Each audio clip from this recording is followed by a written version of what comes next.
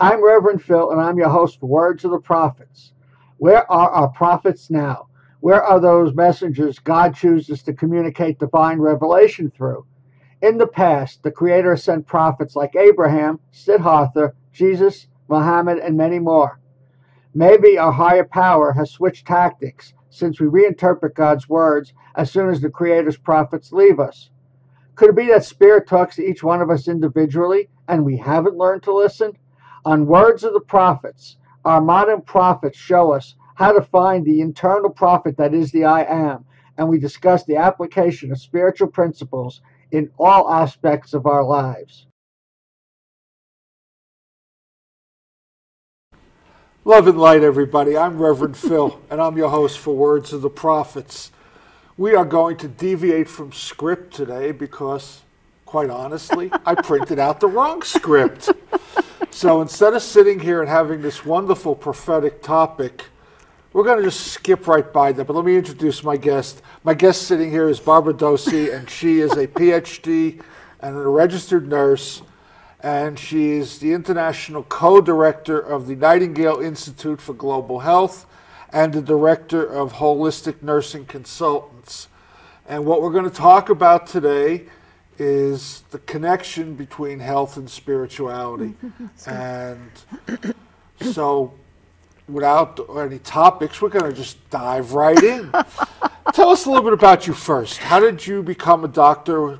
How did you become a nurse? What got you into this, the healing and the health field?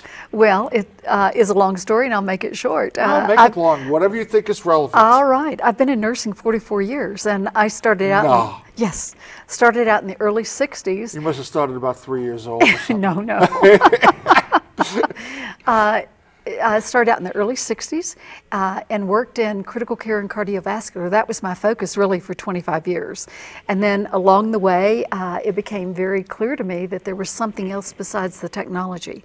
And while working in critical care, I was still beginning, and like you, because we've had this discussion before, in the early 70s, we began to see that there's something more besides just procedures and technology. And I began to, with my husband, Larry Dossey, we began to explore different kinds of complementary and alternative therapies.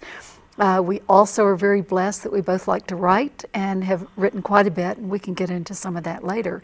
But that's how I began to get started. And so the joy for me right now in all of the work is how do we combine technology, living as healthy a lives as possible, and then taking this knowledge that we know now, and then how do we begin to share this with our colleagues around the world. So this had to be pretty radical back then, the idea that there's something more than medicine and medical. Right. It definitely was very radical, but I think the thing that was the saving grace about it is I like to find partners to work with. And so even though, like in critical care with different healing modalities like healing touch, therapeutic touch, Reiki, imagery, relaxation. At that time, no one had ever heard of it. But I found a few colleagues that said, there's something to this, and there is data out there right now, nothing like the data that we have now, but how can we really begin to incorporate this into our work? How can we address pain and anxiety in a complementary way, again, giving all the medicines that we need to give in an acute care setting. Remember, my working with very critically ill patients, and then beginning to teach relaxation and imagery and so forth. So again, identifying 3 or 4 like-minded colleagues, then we began to let our managers and our administrator know what we were doing, and one thing led to another. Healthcare and nursing is very stressful, so I think that that's one of the reasons that yes, we were challenged, but we also had that capacity to begin to continue to extend the work. Because when we would come to do something in the unit, before doing it, we would post an article on the bulletin board. Everybody had access to it. Then we would say, okay, we're going to teach a course, say on Wednesday at 1 o'clock, bring your lunch, and we'll have a brown bag discussion. And so, you know, things came like that. And then from there, it went to protocols, then to writing textbooks, and then, you know, making it bigger and more available to people. So you must have caught flack at both ends from your colleagues and probably even from the patients. I mean, they're like, How did they react to it initially in the beginning? No, the patients did not, I honestly, and all the time that I have done this, I can only remember 2 times where patients said, just right now, I don't want to do that. But then this is one of the beauties of holistic nursing, and what we know is the nurse is an instrument of healing. My responsibility, or any nurse at the bedside, is how do we bring that therapeutic sense of ourself into every interaction that we have with a patient. And so what you do is you find the patient where he is. You're not trying to change things, but again, to create this collaborative, co-create the plan of care at that particular time. And this is where the wisdom of nurses comes in. We have a lot of experience.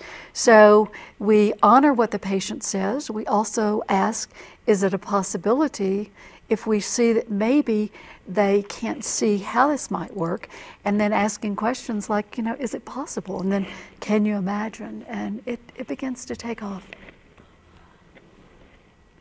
Was this, and I don't remember the exact dates because I'm kind of chronologically challenged, but this was before those studies, like I think Duke was the first at North Carolina University where they had these remote prayer vigils for heart clients. Right.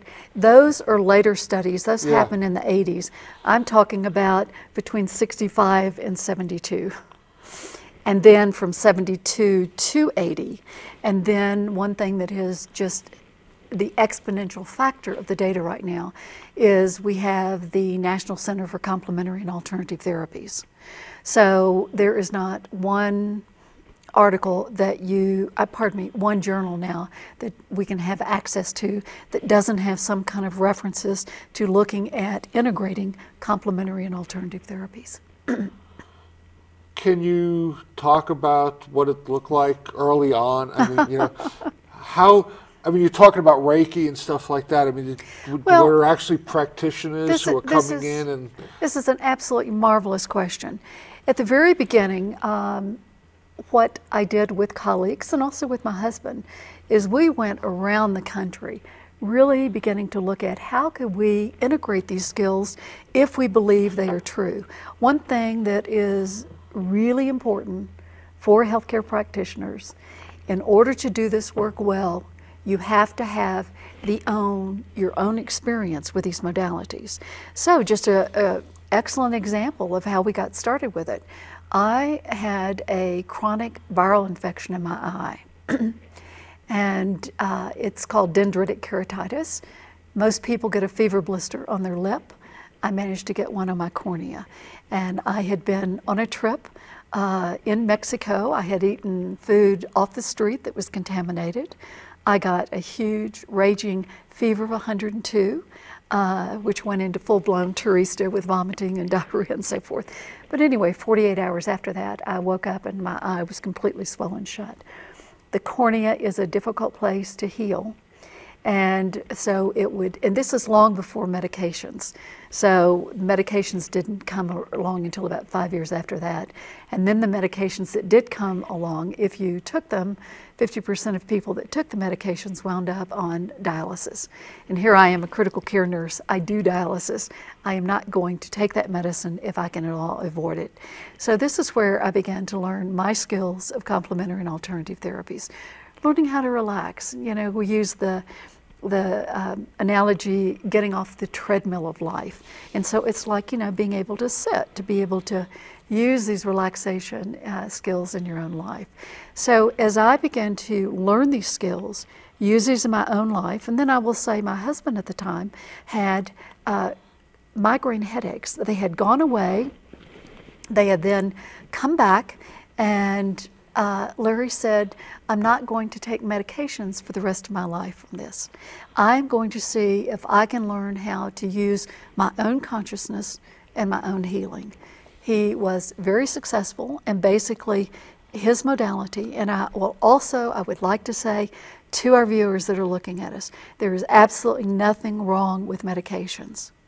What we do is we combine medication and these therapies to see how we can come to a place of harmony and balance. So Larry had a choice because they weren't like migraine headaches that happened every single day. They would just come and go, and they were infrequent. But yet when he would have them, he would get these blinding, bouts of pain, which simply just, stopped him in his tracks. And for me, what mine would do is it would flare up, and then I would be able to it would heal over time with some drops and so forth. But then it got worse and worse. But again, this is where the complementary and alternative and the technology comes in. In 1975, I had a corneal transplant.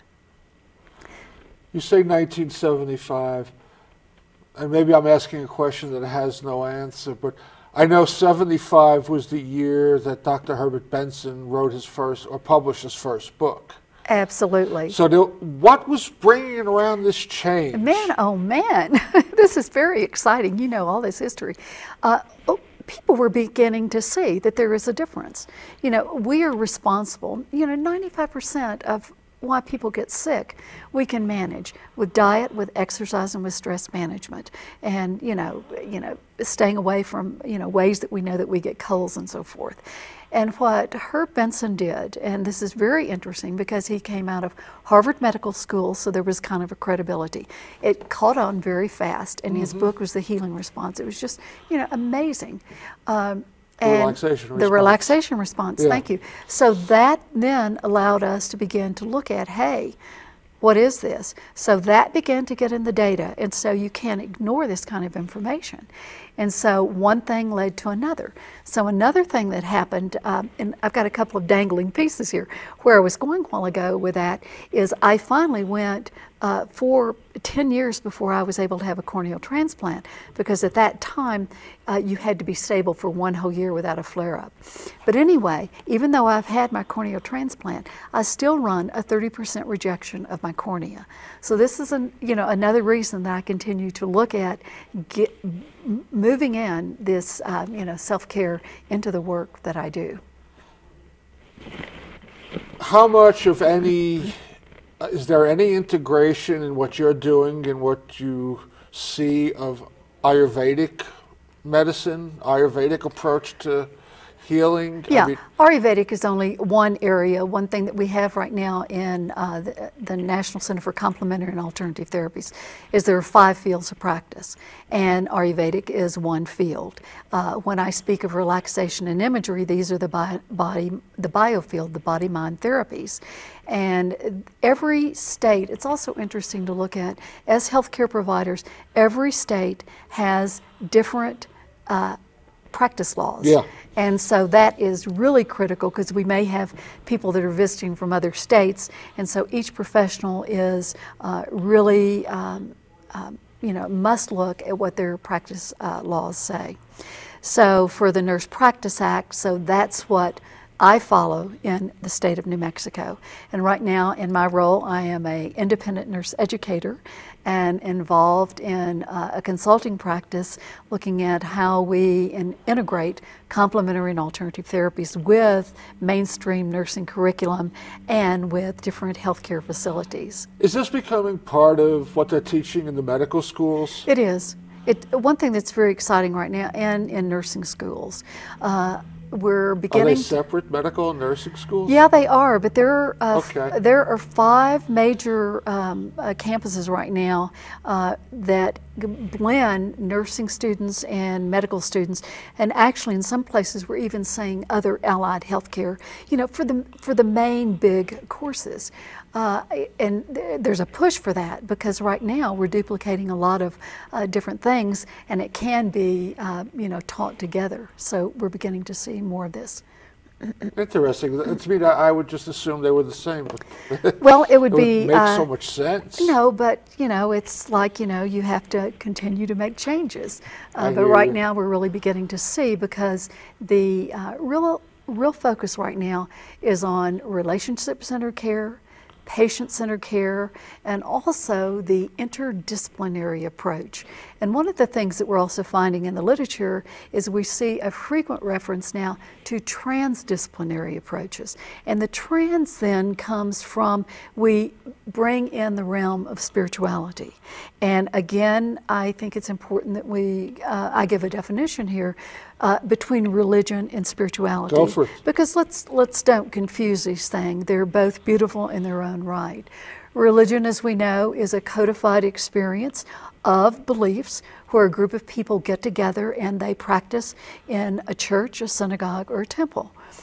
When we look at spirituality, I would like to give a broad definition, and that's that loving kindness, that caring, that compassion of which you and I take to our work, the way we interact with each other, the way we listen to each other's stories, and to help bring in that harmony and balance into daily living. What does your personal spiritual practice look like? Oh, it's a wonderful question. I have specific things that I do, but I don't do it in this way every day. But meditation practice is certainly one of my disciplines, and I allow a time at least 30 minutes once and often twice a day to get into that meditative space. I don't do a particular type of meditation. What I find with me is I have a place where I have learned how to very quickly enter into that space by simply closing my eyes and getting in a comfortable, relaxed position. And it depends on where I am as to when I do this, because frequently I am out in different buildings, getting ready to do talks, or, I can find quiet places to do it. But at home, what I will find is I have meditation pillows that I do sit in that are very comfortable for me.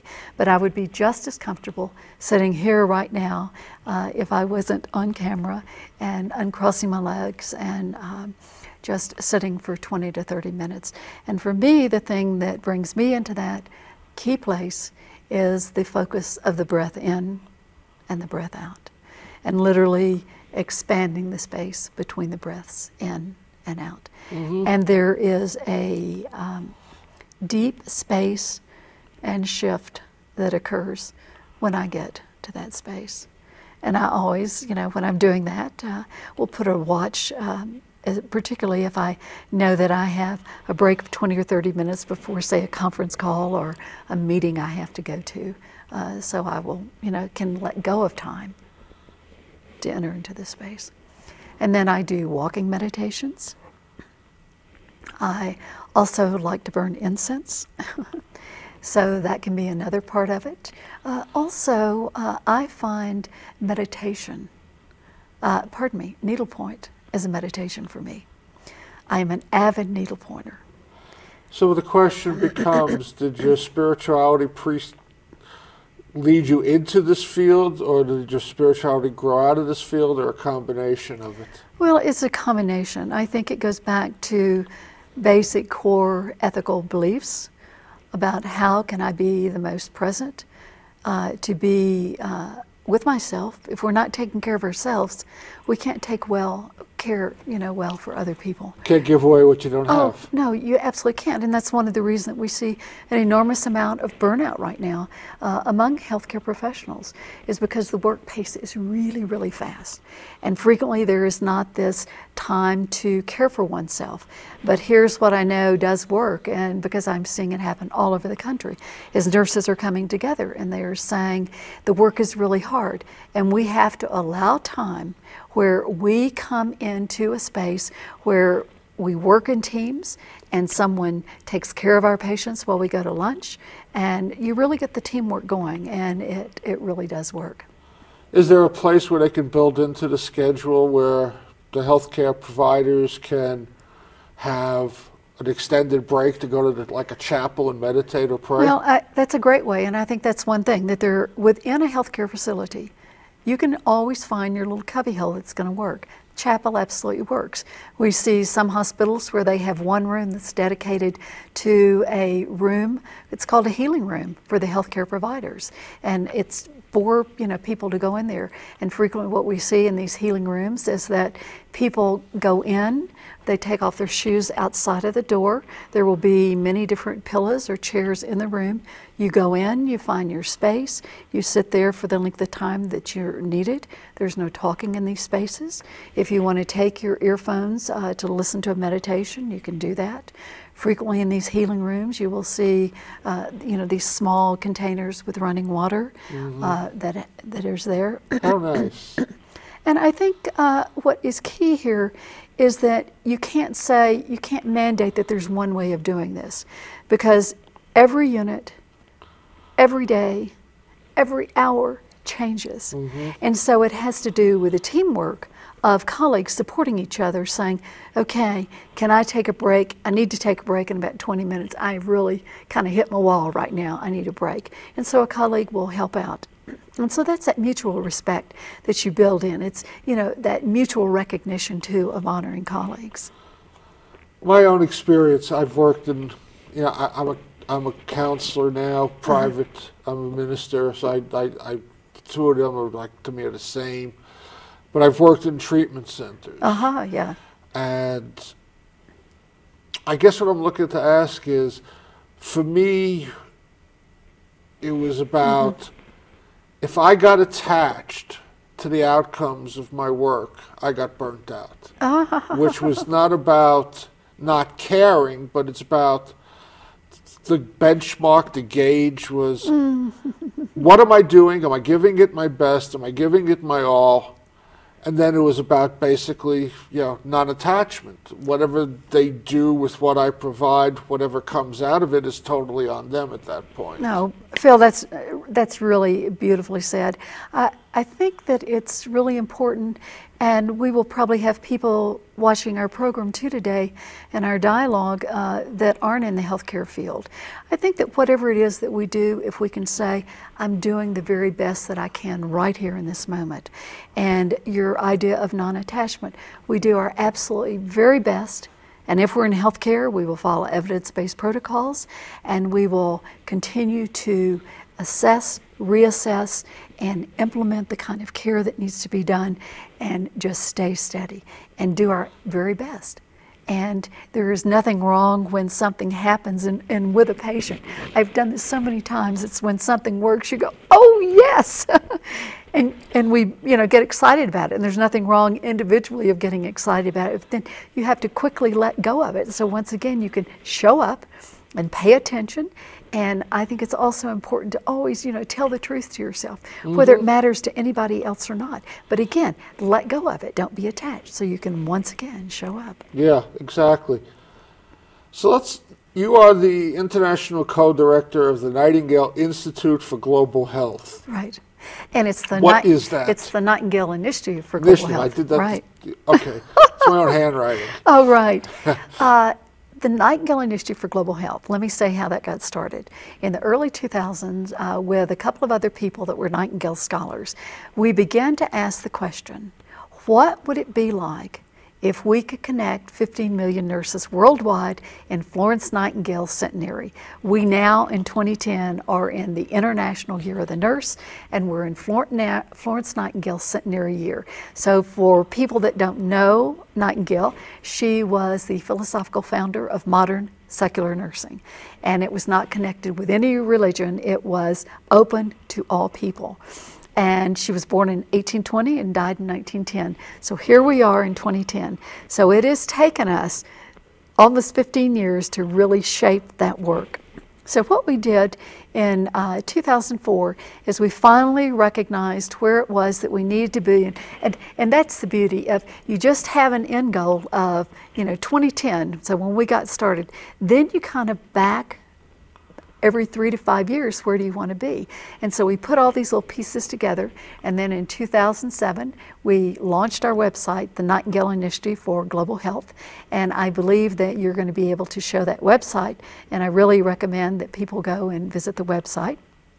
And it's www.nightingaledeclaration.net. And what they're going to find on that website is, it is a media website that helps connect the work of 15 million nurses worldwide. We're also involved in not only what the work we are doing for a whole full year, 2010 International Year of the Nurse, but also we are working with the UN and looking at different kind of UN resolution proposals that we can do toward the UN Millennium Goals. Now, I would also like to say I believe you can also put another website on there, and it is www.2010iynurse.net. And the reason for the IY Nurse, that's International Year of the Nurse. And there you're going to find these UN Millennium Goals. Now this is very exciting. So we live in a place like in New Mexico, and we have all of the problems that are with the UN Millennium Goals are right here in our own very state, or right here in our own community. So when we see all of the marvelous work that's going on in our state to help people get out of poverty, to help the people that are underserved to have access to health care, to increase maternal health, to decrease infant mortality and child mortality, to work on different problems of HIV, AIDS, and TB, and other diseases, and to look at environmental sustainability, and also creating partnerships. This is what the UN Millennium Goals are about. So when we are doing this in our own community, whether we're engaged of healthcare or not, we're helping create a healthy world. I imagine most of my listeners are probably like myself. Heard the name Florence Nightingale, had a vague idea about when and where she lived. Can you give us a little bit more? I mean, why are we singling out and why Florence Nightingale instead of whoever? It's a superb question. I think it's also important for the people that are watching this to know that I am a Nightingale scholar. So I have gotten immersed in this. My illustrated biography, the commemorative edition on Florence Nightingale, is titled Florence Nightingale, Mystic, Visionary, Healer. It is... and you chose that sequence intentionally. Man, oh man, you're a superb interviewer. You bet I did. Flattery will get you almost anywhere. No, it's true. So it is a big life. And why do we know Florence Nightingale? This is a woman who was born into wealth in England. She was born in Florence, Italy, but her parents were on their extended honeymoon, and Florence and her sister Parthenope, born a year ahead and named Parthenope or Parthenope after the ancient name of Naples, a city in Florence where she was born. Florence was born in Florence, Italy. Florence was one of those multifaceted, complex geniuses, and she was a mystic. So in one of the things in my work that I have done is I've gone out and really explored the different avenues of Nightingale's life. Let me just quickly say about why I chose mystic. Florence Nightingale left us 14,000 letters in the archives. Wow. Her letter collection is the largest collection of letters except for Prime Minister Gladstone. Hers is the second largest collection. So since all of these were gifted to, after her death in 1913, to the British Library, people have begun to read bits and pieces of it. I'm thrilled to say that now there's much excellent work.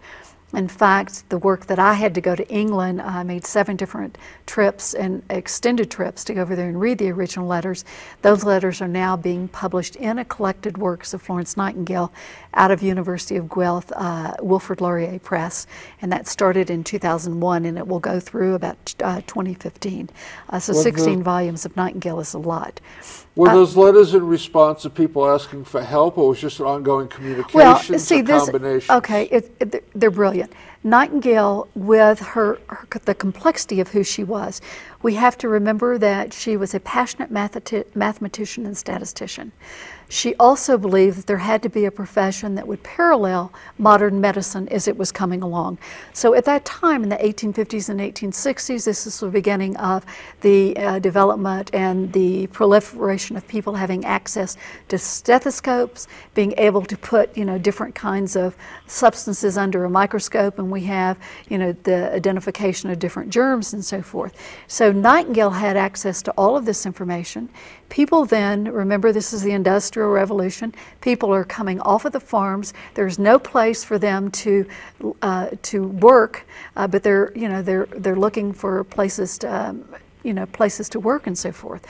So Nightingale was very influential in creating an increased health because we had workhouses where these people lived. They were filthy, they were dirty, and all of the problems that you can imagine with people living in crowded, dirty cities with no kind of public health protocols.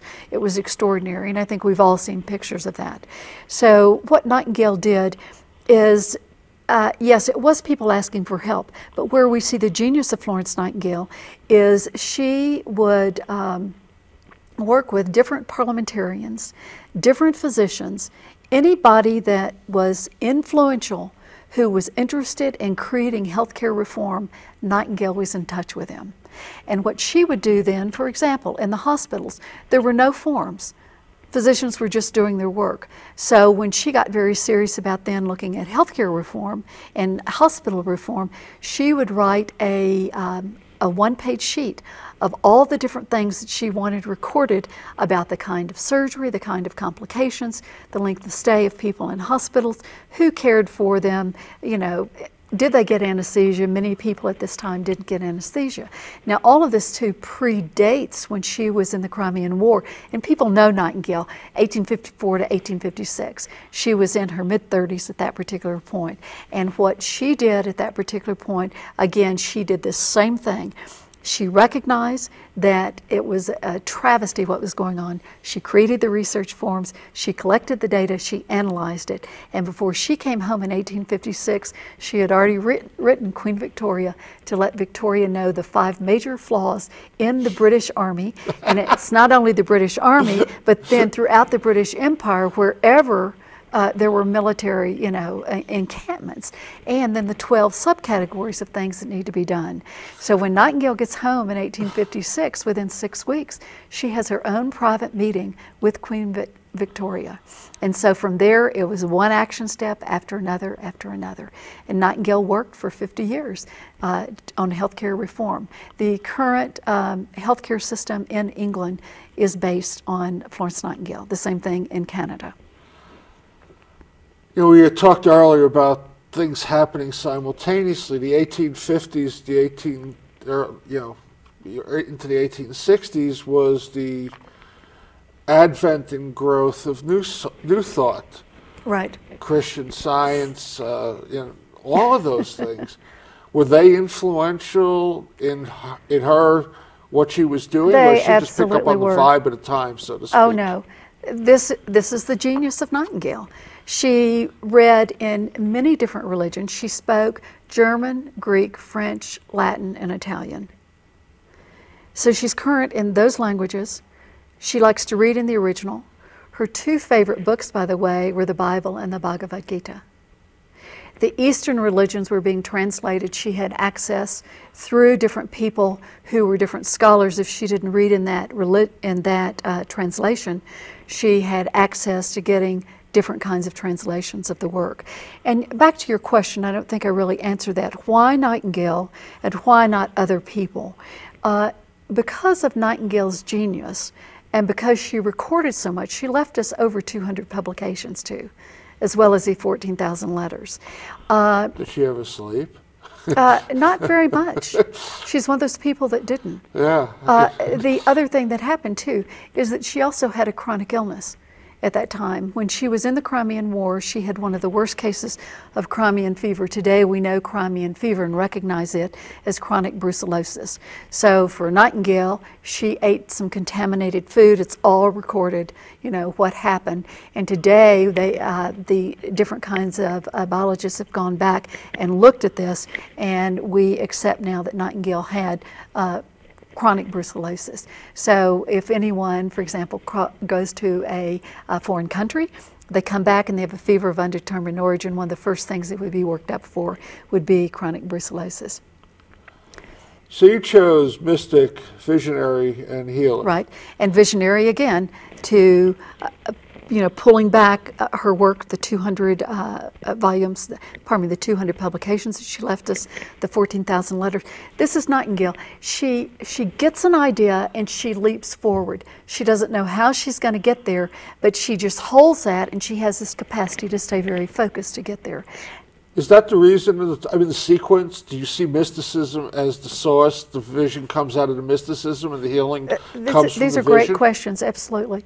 And I think it's very important to really look at this mysticism. Let's take a little bit to do this. Yeah. Since this is great questions that you're asking. Thank you very much. Florence Nightingale, right before her 17th birthday, heard the voice of God. She records this on 3 other occasions later in life of hearing the voice of God. When you say record this, you mean write In diaries. In diaries. No, she didn't have a Yeah, I was going to say that. Just wanted to make sure. No, she records it in letters, in her private diaries. People have access to this now. And then she records again 3 other occasions of hearing the voice of God.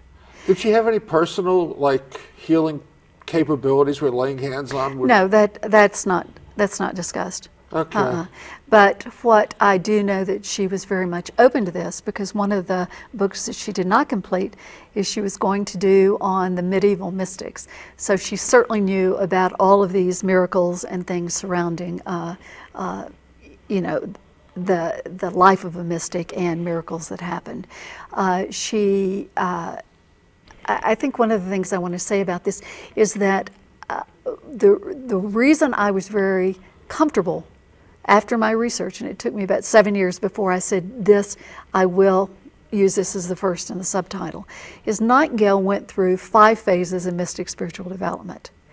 And when we look at this framework of the 5 phases, Evelyn Underhill is the definitive writer on Western mysticism. Her book, Mysticism, written in 1911, is still the definitive work that we all have access to. So let's look at these 5 phases. The first is awakening. This is Nightingale hearing the voice of God and recording it. The second then is purgation.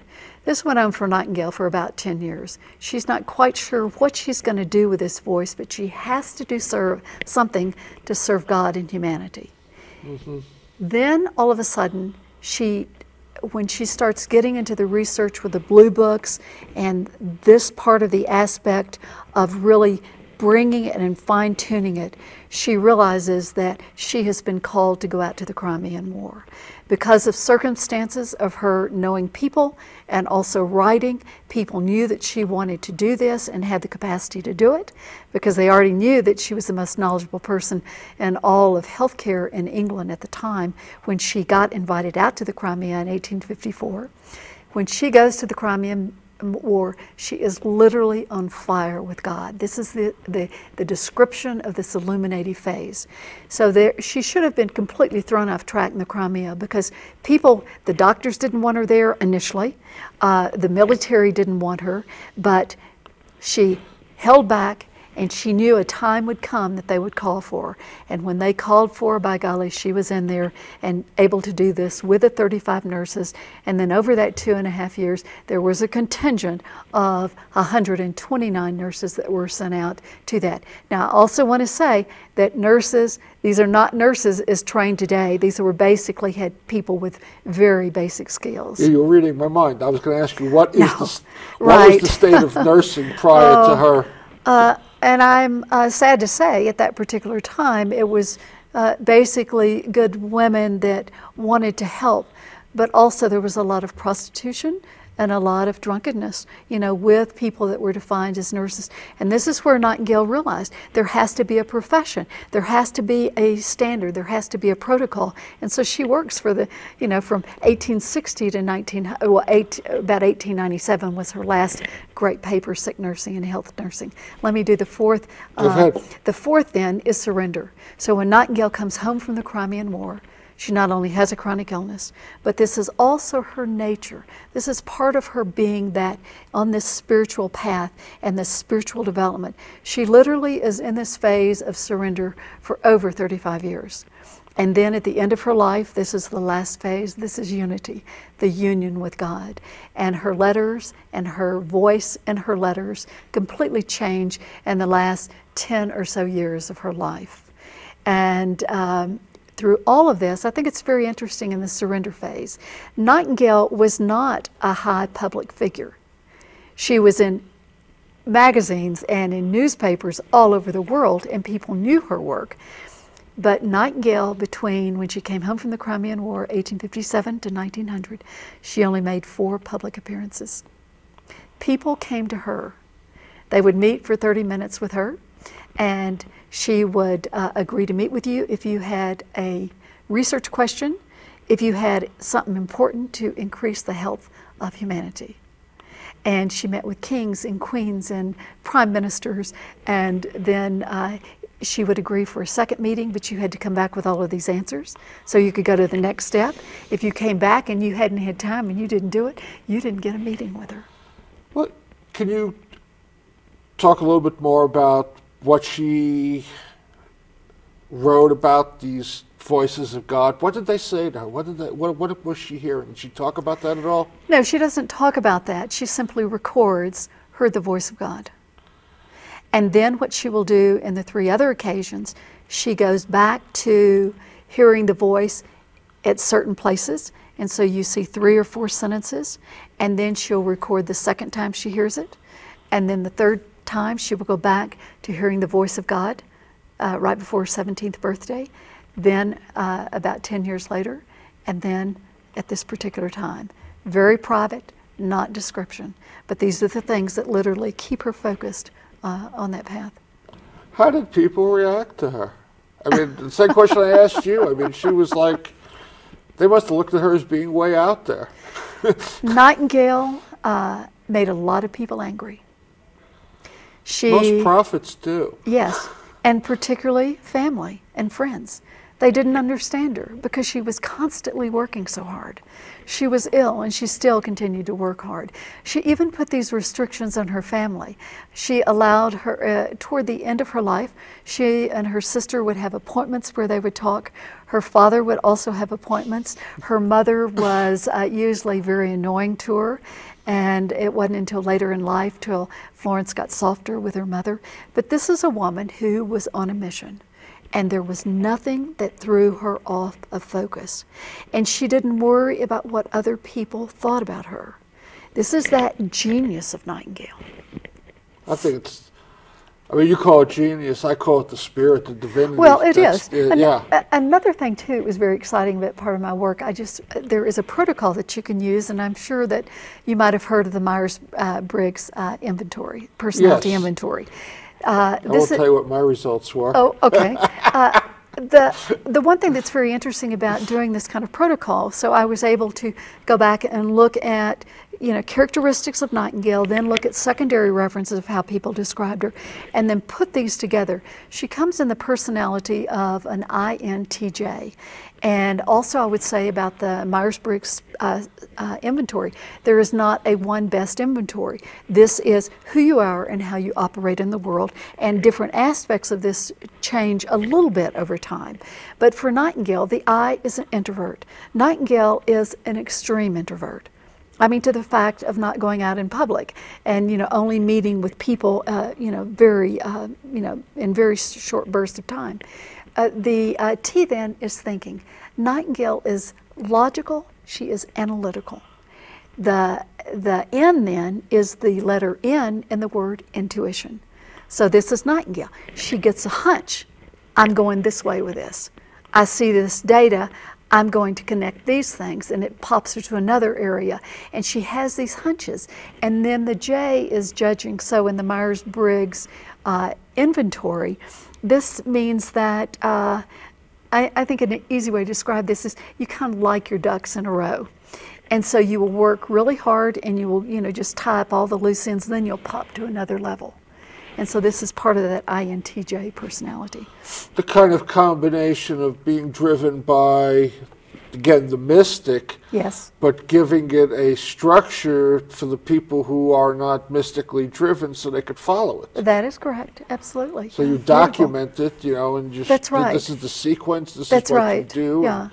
And again, keep in mind that my research, I paralleled it with, and this is very important when you're doing good, big work like this, and you take someone that is so known like Nightingale, is to find a framework that has been acknowledged. So when I was looking at characteristics, the MBTI personality has been, validated. Then to people that are right at the top of the echelon with that organization, to have them look at my data and then, validate what I had done. Then looking at the mysticism, to look at Evelyn Underhill, the definitive mystic. Oh, and I do want to put this in here. Oh, this was thrilling. And when I was clear that this is the framework that I would be using to categorize a lot of that work, and I went to 1911, I went, of course Nightingale's going to be in here because, she died, in 1910. Well, it wasn't in there. Then I went, and I was just devastated. But then I went and I looked in Evelyn Underhill's Essential Mysticism, Practical Mysticism, and there she has 3 references to Florence Nightingale. So, for Evelyn Underhill to recognize Nightingale as a mystic, a practical mystic, this is exactly what Nightingale was. Practical, every step of the way. I'm trying to formulate a question here, but I'm not. Let's see if I can try to get this out. Did she, I know you say like the few times she heard God talking to her, and I'm assuming she meant the direct voice. Right. Did she feel like she was always intuitively guided by spirit? Just to, what is the next step? That right, was a that is spiritual in there, practice and as I think opposed this to is very interesting. intellectual practice? I can't say an either or, it was always the both and.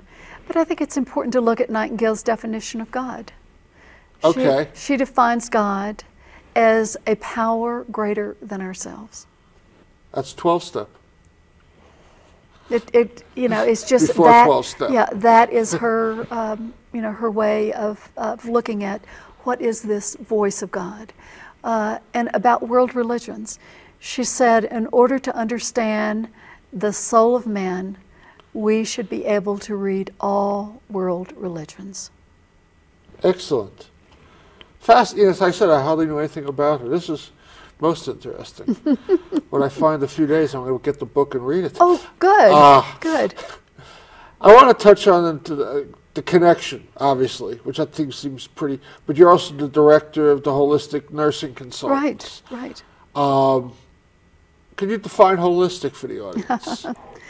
Holistic is when we learn to find that place for ourselves. There's no formula of where we can honor at all times body, mind, and spirit.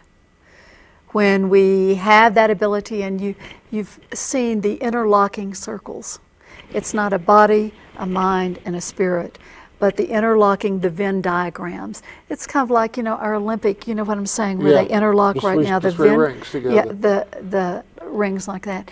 And so when we find ourselves off balance, when we get frustrated, frequently what happens is we're not paying attention to these 3 incredible aspects of who we are.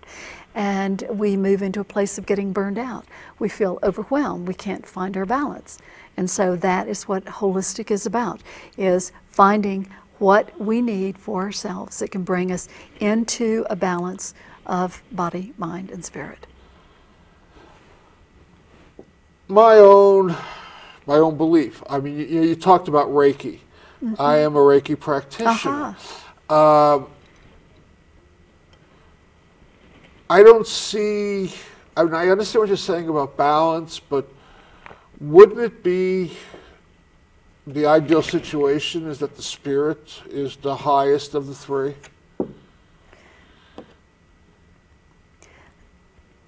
What I believe is that we have to look at what it is for us. And I do think that, yes, spirit is absolute. If we're not in touch with what is our soul's purpose for doing something, we're not going to stay focused. And we have to, in order to stay steady.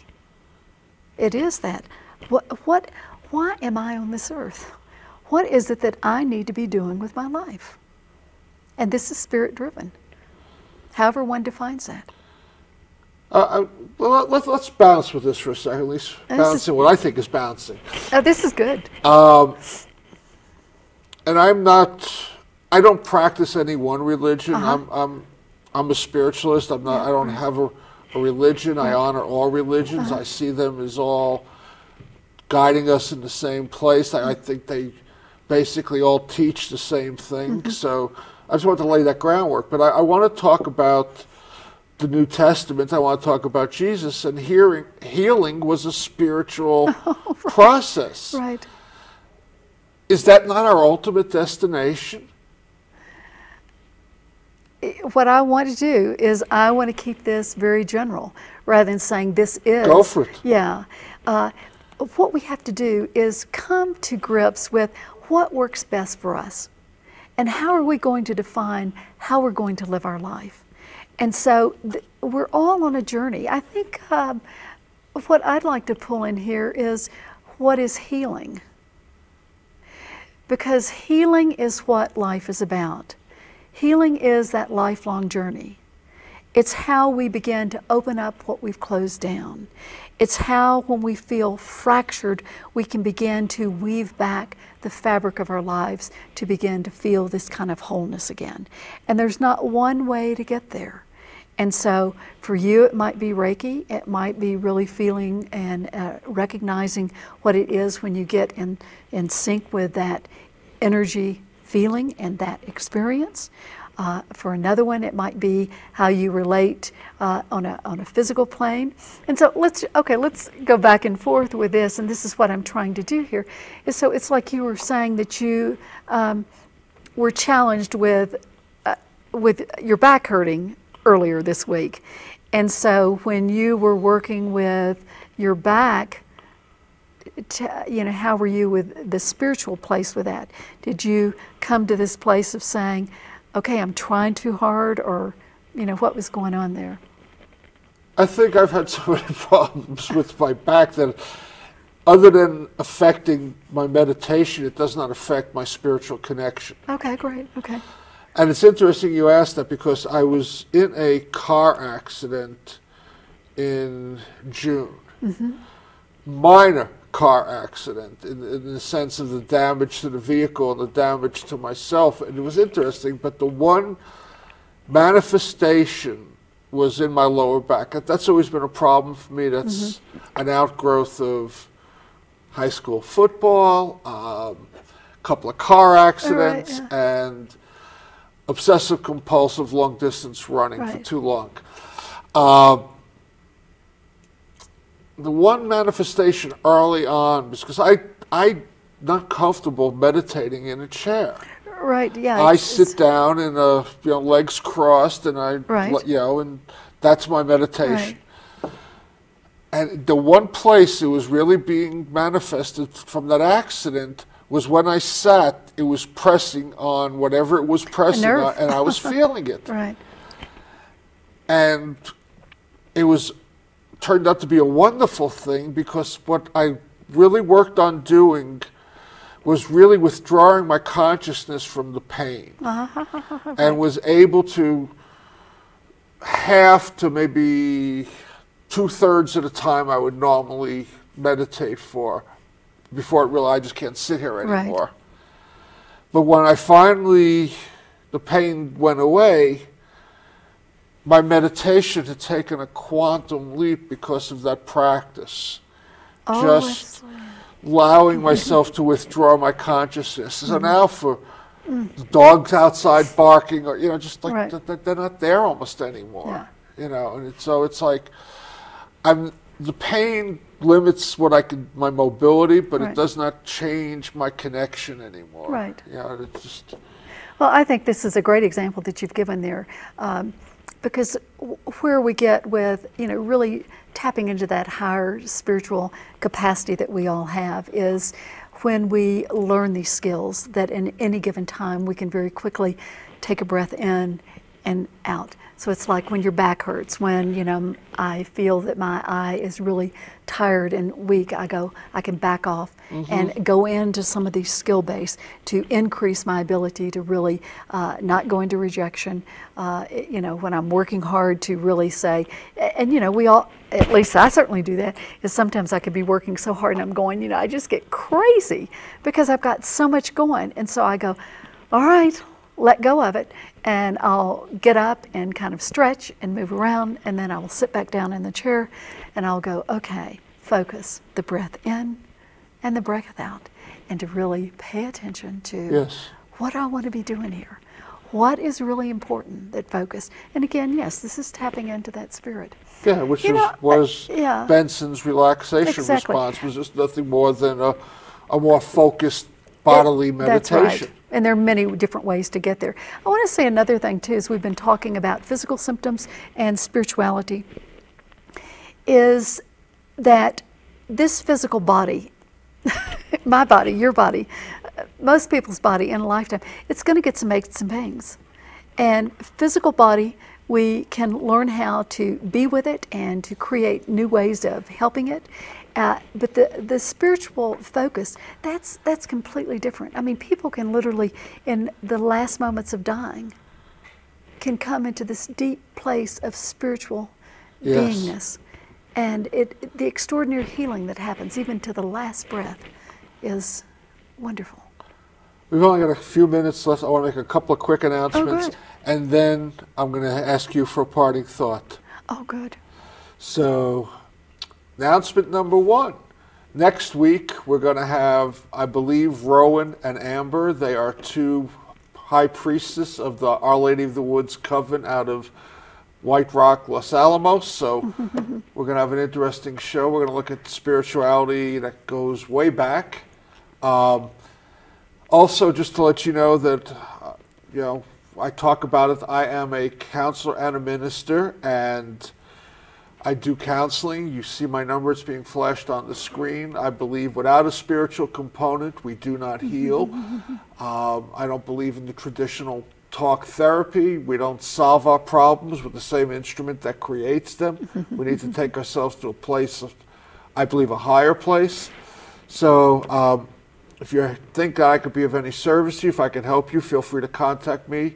I don't charge for my services. My services are on a donation basis. You know, God takes care of me, whether it'll be through you or somebody else. I'm always taken care of. So if I could be of help, feel free. That's what I'm here for. That's what I believe God put me here for. So we got about a couple of minutes left or so. You got a parting thought? And let me direct you. How about we didn't touch on, but self-care? And parting thoughts. I mean, thank you for what you do for this community. It's just extraordinary. And making this program available. A parting thought that I would have is life is challenging. And what we have to do is care for ourselves. If we care for ourselves, then we can show up and be available for friends and family. And as you were saying there, this spiritual component is absolutely critical in our lives. And we have to identify what it is for us. I'm going to ask you to expand on that in a specific area. Would you care to define the difference between being of service and being of sacrifice? Well, there's a big difference. Being of service is when you are caring for yourself, and then you can show up and you know exactly what it is that you can do, and you don't, when you are caring for yourself, you fill up very fast with this. But if you're not caring for ourselves, it is a chore. It's a difficult experience, and this is where you just can lose it. Exactly, and that's why I asked. I want to, because God does not call upon us to sacrifice. That's right. God calls upon us to serve. Right. And we cannot give away what we do not have. You know, it's like I want to give you $1 million. If I got $3.14 in my pocket, I can't do it. It's wonderful.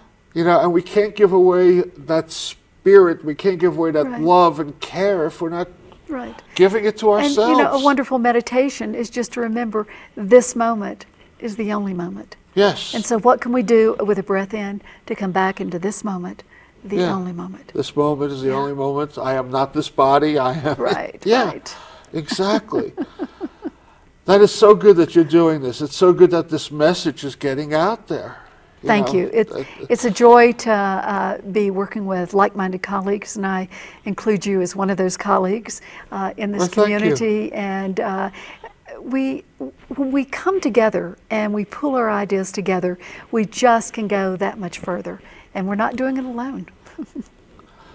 And with that, we're going to end. Barbara, thank you so much for being my guest. Thank you for having me. It's really been a treat. Ditto. And I'm going to end with what Barbara just said. We are not alone. And we start that connection inside, and it's that which leads us outside. So look inside, meditate, close your eyes, feel the stillness, connect to God, and then go out there and show people that they can do the same thing. And we connect, we grow, and we become better. So until next week, know that you are one with Spirit. Don't be afraid to show it. Love and light to you all. I'm Reverend Phil, and I've been your host for Words of the Prophets. Thank you for tuning in. Please join me again next week, same time, same channel, for more Words of the Prophets.